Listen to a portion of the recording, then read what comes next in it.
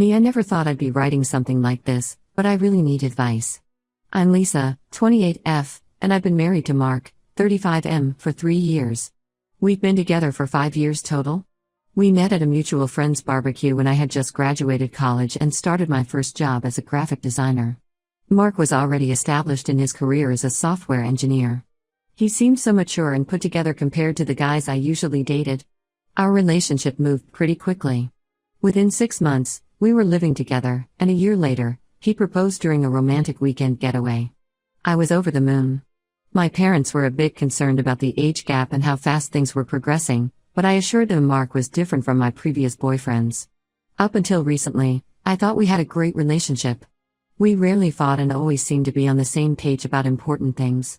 Mark could be a bit controlling at times, insisting on managing our finances, getting upset if I went out with friends without him, but I chalked it up to him being protective.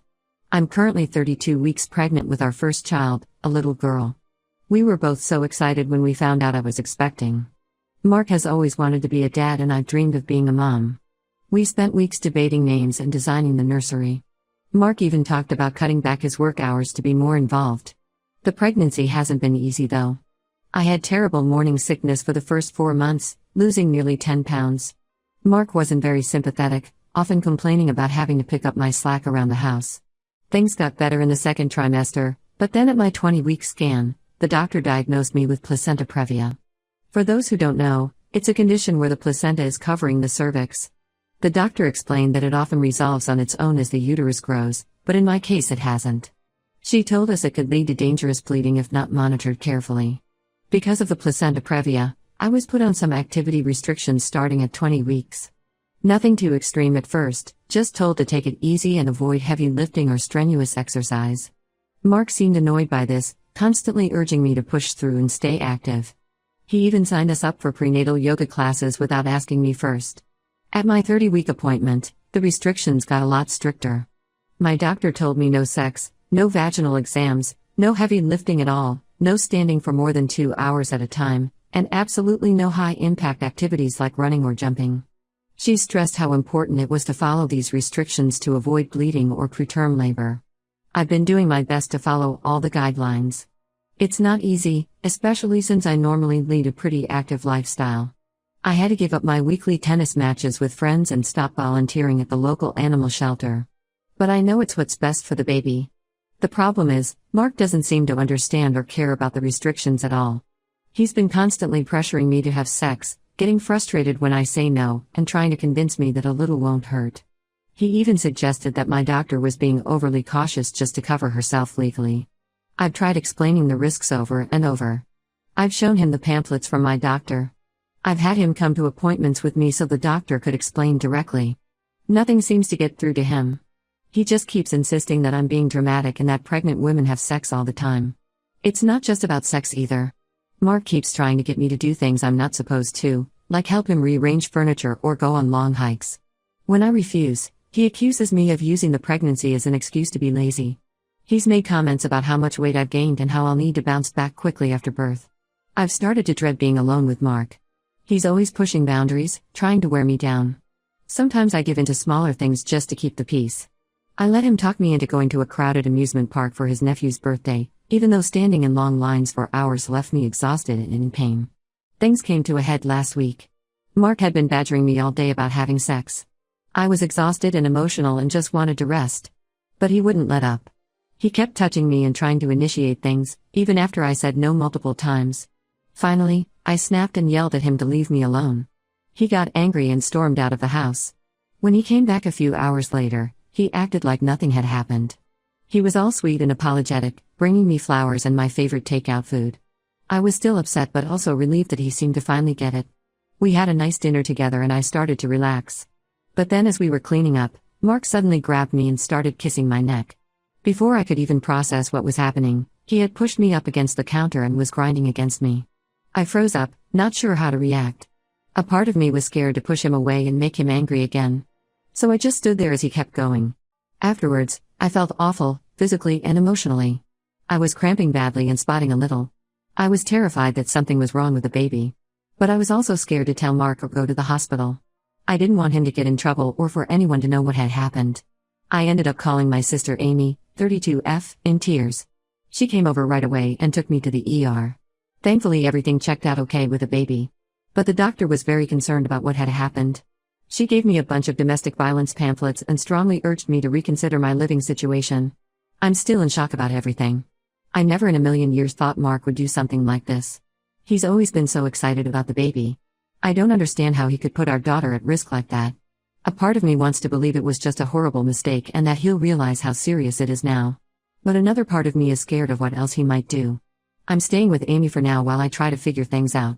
Mark has been calling and texting nonstop, alternating between apologies and anger that I abandoned him. He's threatening to come to Amy's house if I don't come home soon. I'm scared he might actually do it.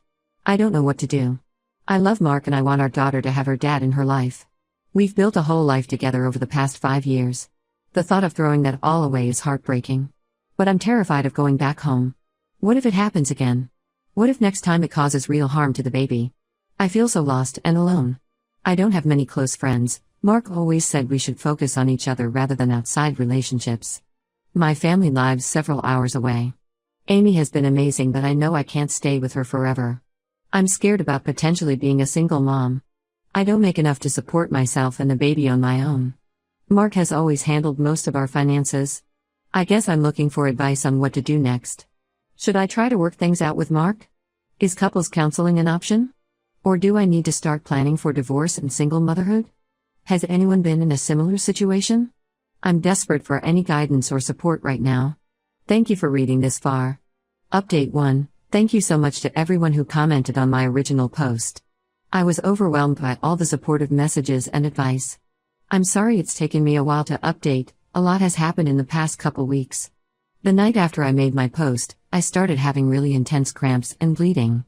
Amy rushed me to the hospital where they discovered I was in preterm labor. Despite the doctor's best efforts to stop it, my daughter was born via emergency C-section at just 32 weeks and 4 days gestation. She's so tiny, only 3 pounds 11 ounces, but she's a little fighter. The NICU team has been amazing. She's currently on oxygen support and being monitored closely, but they're optimistic about her prognosis. It's been incredibly hard not being able to hold her or care for her myself. But I'm just so grateful she's alive and getting stronger every day. As for Mark, things have gotten complicated. He showed up at the hospital while I was in labor, having been called by the nurses before I could tell them not to. In the chaos and pain of the moment, I didn't have the energy to keep him out of the delivery room. A part of me was honestly glad to have him there holding my hand. For the first couple days after the birth, Mark was attentive and emotional, constantly by my side or at NICU. He kept apologizing and swearing he would change. In my postpartum haze, I started to wonder if maybe we could work things out after all. But then reality set in. Mark started pressuring me to come home with him, saying the baby needed us to be a united family. When I hesitated, he got angry and accused me of trying to keep his daughter from him. He even threatened to get lawyers involved if I didn't stop playing games. That's when I snapped out of it and remembered why I left in the first place. I realized I couldn't trust Mark to put our daughter's needs first. With the help of a hospital social worker, I filed for an emergency protective order. Mark is allowed supervised visits with a baby in the NICU, but he can't contact me directly. The social worker also put me in touch with a domestic violence support group. Talking to other women who've been through similar situations has been eye-opening. I'm starting to see patterns in Mark's behavior that I never noticed before, or maybe just didn't want to admit. I've also retained a lawyer to start divorce proceedings. It's not what I wanted, but I know it's necessary to protect myself and my daughter. My parents have been incredibly supportive, helping me financially and offering for us to live with them once the baby is discharged. The hardest part has been dealing with Mark's family. His parents and siblings have been calling nonstop, leaving voicemails accusing me of tearing apart their family. They are convinced I'm exaggerating or making up the abuse allegations. Mark's sister even cornered me in the NICU one day, begging me to give him another chance for the baby's sake. I'm trying to stay focused on my daughter and not let the drama affect my milk supply or bonding time with her. The NICU nurses have been wonderful about enforcing visiting hours and making sure I have privacy when I need it. They've even offered to testify about Mark's behavior if needed for the custody case. Physically, I'm still recovering from the C-section. The incision got infected, so I'm on antibiotics and having to go in for wound care every few days. It's been a struggle to find time for self-care between pumping milk for the baby and dealing with legal stuff. But Amy has been a godsend, bringing me meals and helping with household chores. Emotionally, I'm all over the place. Some days I feel strong and empowered, ready to take on whatever challenges come my way. Other days I'm overwhelmed with guilt and doubt, wondering if I'm making the right choices for my daughter. The hormones and sleep deprivation aren't helping. I'm still processing everything that's happened. Some days I can barely believe this is my life now. But seeing my daughter's tiny face gives me the strength to keep going. I know I'm doing the right thing for both of us, even if it's the hardest thing I've ever done. Thank you again to everyone who encouraged me to prioritize my safety and my daughter's well-being. Your words gave me the courage to take action when I needed it most. I'll update again once we're out of the NICU and settled somewhere safe. Update 2. It's been about a month since my last update. So much has changed, it's hard to know where to start. The good news is that my daughter Lily is doing amazingly well. She's up to 5 pounds now and the doctors are talking about discharging her soon. I've been able to start breastfeeding and do skin-to-skin contact, which has been incredible. I never knew I could love someone so fiercely. Unfortunately, things with Mark have gotten worse. He's fighting the protective order and custody arrangements tooth and nail. His lawyer is arguing that I'm mentally unstable and made up the abuse allegations. They're trying to paint me as an unfit mother who's using the baby to punish Mark. It's been absolutely brutal. Mark is telling everyone who will listen that I cheated on him and the baby isn't even his. He's turned most of our mutual friends against me. His family is harassing my parents, calling at all hours and showing up uninvited to try to see Lily. The stress has been unbelievable. I've had to start seeing a therapist to deal with the anxiety and PTSD symptoms. Some days I can barely eat or sleep. But I'm trying to stay strong for Lily's sake. My lawyer assures me we have a solid case. We have medical records documenting the injuries from Mark's assault, as well as the premature birth it caused. The NICU staff have all given statements supporting my version of events. And Mark's angry outbursts and erratic behavior aren't doing him any favors. Still, I'm terrified of what might happen in court. What if the judge believes Mark's lies? What if I lose custody of Lily? The thought of her being alone with him makes me physically ill. I'm doing my best to document everything and follow my lawyer's advice. But it's exhausting constantly being on guard, wondering what Mark will try next. He's been showing up at my parents' house unannounced, claiming he just wants to talk. My dad had to threaten to call the police last time. On top of all this, I'm trying to figure out how to support myself and Lily long term. I can't stay with my parents forever, and my maternity leave from work is almost up. I'm looking into daycare options, but the wait lists are insane and the costs are astronomical. I'm considering asking for a reduction in hours at work, but I'm worried about how that might affect my custody case. My friends from the domestic violence support group have been a lifeline. They've helped me create a safety plan and connected me with resources for single moms. One of them even offered to be a character witness if needed for the custody hearing. Despite everything, I'm trying to stay positive and focus on the little moments with Lily. Her first real smile, the way she grabs my finger when I feed her, the adorable noises she makes in her sleep. She's the reason I'm fighting so hard. Thank you all for your continued support and advice. It means more than you know. I'll update again once we have a court date and some more concrete news to share. Update 3. I know it's been a while since I last posted. The past few months have been an absolute whirlwind. But I finally have some positive news to share. After a long and grueling court battle, I've been granted full custody of Lily. Mark has been given limited supervised visitation rights, but only if he completes anger management and parenting classes. The judge cited the medical evidence of abuse and Mark's erratic behavior in court as key factors in the decision. It's an enormous relief, but I know the fight isn't over. Mark is already talking about appealing the ruling. And I worry about what he might do when he realizes he can't control me or Lily anymore. For now though, we're safe.